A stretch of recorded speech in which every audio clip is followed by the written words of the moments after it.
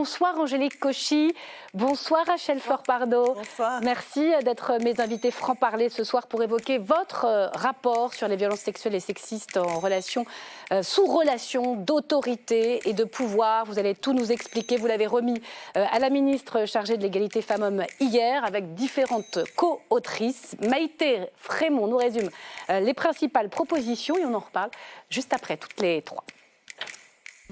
Si on vous invite Angélique Cauchy et Rachel Flor-Pardo, c'est pour nous présenter vos mesures pour sortir d'un fléau subi par près d'1 400 000 femmes en France. Des violences sexistes et sexuelles en dehors du cadre familial.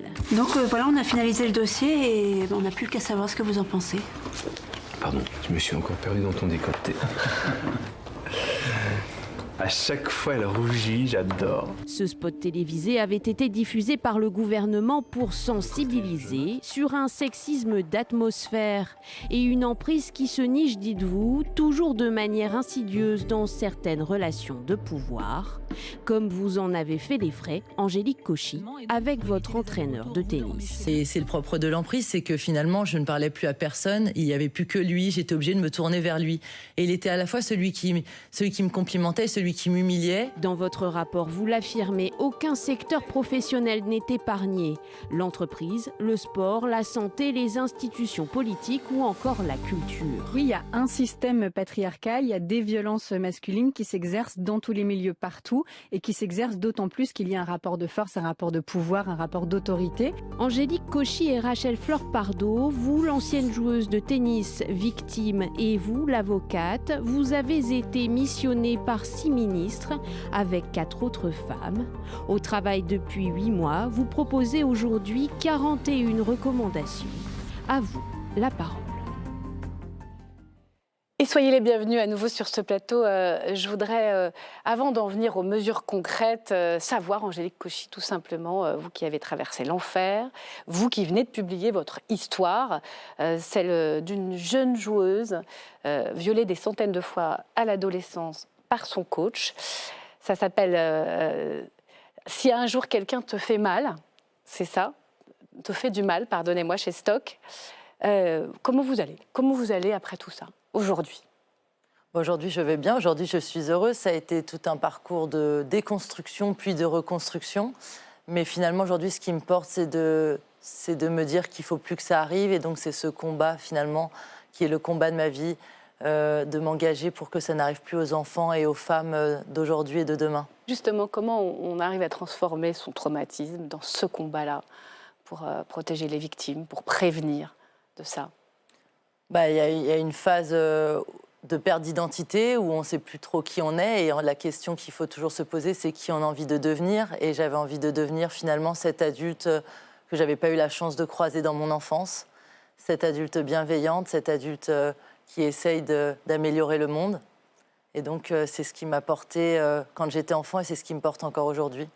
Alors, au cœur de votre histoire de jeune sportif de haut niveau, il y a un lien d'autorité. C'est important, ce mot de pouvoir absolu, c'est celui de votre entraîneur qui va prendre toute la place et s'autoriser tous les abus. Est-ce qu'aujourd'hui, dans le sport, c'est fini, là, cette figure toute puissante du coach, tout seul, qui a tout pouvoir sur la sportive qui l'entraîne? Je suis obligée de vous répondre non, sinon on n'aurait pas eu besoin de faire ce rapport. Ça ne veut pas dire qu'il n'y a pas du mieux, ça ne veut pas dire que des choses n'ont pas déjà été faites, notamment dans le milieu du sport depuis 2020 et ce hashtag MeToo dans le sport avec Roxana Maracineanu qui a énormément porté ce sujet, qui a créé la plateforme Signal Sport, qui a demandé des comptes et qui a demandé aussi des formations et des créations de différentes cellules d'intégrité dans les différentes fédérations sportives. Maintenant, aujourd'hui, dans le milieu du sport, il y a encore une domination masculine qui existe, qui a toujours existé. Et, beaucoup d'entraîneurs et assez peu d'entraîneuses, ça reste une minorité. Exactement. Et d'ailleurs, ce mot, ça me fait toujours sourire parce que ce n'est pas vraiment un mot qui existe, ou du moins qu'on emploie, le mot entraîneuse, qui est d'ailleurs plutôt péjoratif. Une entraîneuse, c'était plutôt une fille dans les boîtes de nuit qui essayait d'entraîner les garçons. Donc justement, c'est tout ça l'enjeu. Et puis aussi les dirigeants, parce que finalement, c'est eux qui décident, c'est eux qui ont aussi le pouvoir. Et aujourd'hui, il y a 5% des présidentes de foot qui sont des femmes seulement. Il y a seulement 3 présidentes de fédérations sportives, des 37 fédérations olympiques qui sont qui sont portés par des femmes. Donc c'est un réel sujet, la place de la femme dans le sport.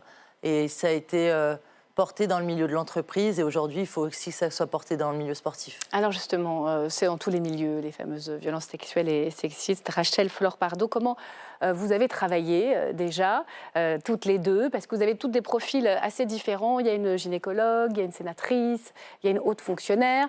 Que des femmes déjà. On va voir la photo à l'écran. Encore que des femmes.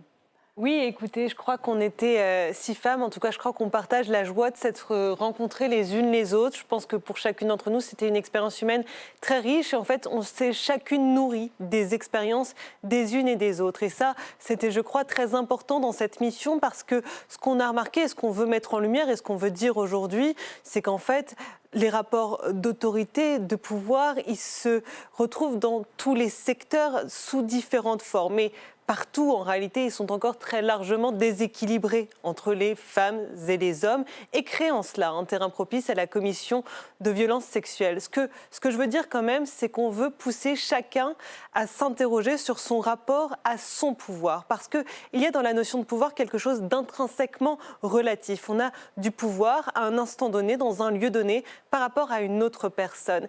Et ce que je veux dire, c'est que le pouvoir, c'est pas que quelque chose qui concernerait la star mondialement connue ou l'homme politique de premier plan. Tout lien de subordination est un pouvoir. Et au-delà même du lien de subordination qui est quelque part parfois trop semblable, trop cadré par un contrat de travail. C'est-à-dire qu'il peut être beaucoup plus subtil. Je pense notamment à ce qu'il peut se passer dans les partis politiques avec parfois certains élus et certains militants ou ce qui se passe dans des associations avec des bénévoles. Bref, ce que je veux dire par là, c'est que ça se retrouve absolument à tous les niveaux. Alors, justement, on va prendre l'entreprise, le lieu de travail. Est-ce que vous faites des propositions concrètes pour qu'enfin la victime, qui attend et qui a porté plainte que son agresseur présumé soit jugé, eh bien, puisse être séparée physiquement de celui qu'elle accuse et dont elle se plaint. Parce que ça arrive tous les jours, dans toutes les entreprises, un geste déplacé, un regard appuyé, une main aux fesses pour le dire très clairement, et vous continuez à croiser tous les jours la personne au travail. Absolument. En fait, ce qu'on a voulu faire avec ce rapport, c'était aussi d'apporter peut-être des réponses, en tout cas d'essayer de trouver des solutions pour traiter ce temps, ce laps de temps qui existe entre le moment où des faits de violences sexuelles sont dénoncés et le moment où la justice passe. Et ce qu'on veut, c'est que dans cette période, eh bien, les victimes soient peut-être mieux protégées, mieux accompagnées, mieux écoutées, tout en essayant de trouver cet équilibre qui est si délicat avec la présomption d'innocence. Et c'est pour cela que nous proposons, parmi nos 41 mesures, eh bien, de permettre à toutes les victimes de violences sexuelles, même hors cadre conjugal, voilà, ordonnance de protection. Une ordonnance de en dehors protection. du cadre conjugal. Expliquez-nous ça. Eh bien, cela consisterait tout simplement à ce qu'une personne qui s'estime victime de violences sexuelles n'ait pas à attendre qu'un procureur prenne éventuellement cette décision de demander l'éloignement du potentiel mis en cause de violences sexuelles. Et c'est l'idée de lui permettre, elle, de solliciter cette demande de mise sous protection et derrière de permettre à un magistrat du siège de se prononcer sur cette question. On a vu toutes ces enquêtes internes, toutes ces cellules d'enquête qui se mettent en place pour tenter de prendre en charge ces affaires-là. Notamment dans les partis politiques. Ici, on en parle très souvent sur LCP. Absolument partout, dans toutes les formes d'instances et d'institutions. Et on voit à quel point chacun tâtonne. C'est pour ça qu'on aimerait que chaque structure soit mieux accompagnée dans la mise en place de ces enquêtes internes pour que celles-ci soient à la fois utile et plus équitable. Angélique Cauchy, il y a un maître mot dans ce rapport, un fil rouge des propositions, il y en a 41, on peut le voir sur le site internet, c'est la formation. Que ce soit à l'hôpital, dans l'entreprise ou dans les fédérations sportives, c'est très très rare que les managers savent ce que c'est que les violences sexuelles et sexistes, savent les repérer pour prévenir. Il faudrait que les formations soient obligatoires et qu'au fond, on puisse classer un peu les entreprises ou les secteurs professionnels entre ceux qui ont fait ces formations, qui peuvent avoir un label, et les autres. Exactement, c'est exactement ça. Et c'est fondamental de former parce que c'est comme ça qu'on va pouvoir avoir un impact sur la société d'aujourd'hui, mais surtout sur celle de demain. Donc, selon les milieux, on a proposé voilà, différentes manières d'aborder cette formation. Si on prend le milieu du sport, il me semble fondamental aujourd'hui que les entraîneurs qui soient sur le terrain soient aussi formés. Ça fait partie de cette formation tout au long d'une vie. Aujourd'hui, dans les formations initiales, c'est beaucoup mieux parce que la société a pris la mesure de ce fléau. Mais en revanche, pour toutes les personnes qui sont déjà en poste, ça reste un petit peu le point noir. Et donc, voilà, on propose des mesures où notamment on oblige, par exemple, on conditionne le renouvellement de la carte professionnelle dans le milieu du sport à une formation sur les VSS. Dans les fédérations, parce qu'on sait que les victimes ont mis des années à parler, c'est votre cas, il y a un silence terrible, du fait même aussi que dans les fédérations, on a beaucoup couvert les coupables. Ça bouge ou pas?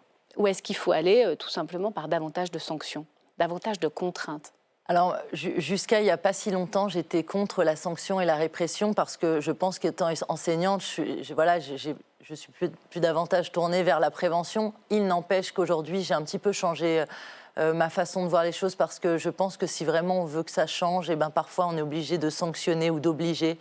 Et donc, voilà, dans nos propositions, il y a plusieurs points qui obligent finalement soit les entreprises, soit les hôpitaux, soit les fédérations, par différents biais, et notamment dans le sport, il y a cette délégation du ministère public où finalement on peut imposer aux fédérations un certain nombre de choses, sinon on leur retire cette délégation, ce qui est un pouvoir énorme, parce que tout d'un coup, cette fédération n'aura plus le label Fédération française et elle perd non seulement tous les cadres qui sont mis à disposition par le ministère des Sports, mais aussi toutes les subventions et aussi la possibilité d'avoir une délégation pour les Jeux Olympiques. Et on sait que c'est ce qui porte beaucoup les fédérations de sport. Alors je renvoie évidemment à votre rapport. Vous réclamez un grand Grenelle sur les violences sexuelles et sexistes. Je vais vous demander pour terminer de me dire ce que le visage de la femme que vous allez voir représente pour vous dans vos combats respectifs qui sont évidemment très distincts. Vous allez évidemment la reconnaître. C'est Gisèle Pelicot qui faisait la une de Libération hier. Angélique Kochy.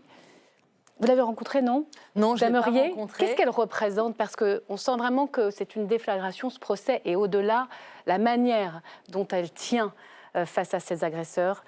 Quel écho elle vous fait Moi, elle me fait d'abord l'écho du courage qu'elle a eu de demander à ce qu'il n'y ait pas un huis clos. Et finalement, ça a effectivement un écho sur aussi mon histoire, parce que c'est une question qui nous a été posée. Et d'ailleurs, au-delà de la question préalable au procès, il y a finalement cette première question qui m'a été posée par le juge. Pourquoi avez-vous demandé à ce qu'il n'y ait pas un huis clos? Et la réponse, je crois, est exactement la même que pour Gisèle, c'est que ça nous dépasse, c'est l'histoire de la société, c'est pas juste notre histoire. Et quelque part, cette phrase qu'on entend souvent de « la honte doit changer de camp », elle a tendance à être maintenant banalisée, mais c'est tellement vrai. Et voilà, j'ai énormément de respect et d'estime pour ce qu'elle est en train de faire, parce que finalement, elle va certainement donner du courage à des millions et des millions de femmes de pas forcément déposer plainte, mais déjà de dire stop et de dire c'est plus à nous d'avoir peur et d'avoir honte. Merci. On va s'arrêter sur les mots d'Angélique Kochy. Je vous remercie toutes les deux.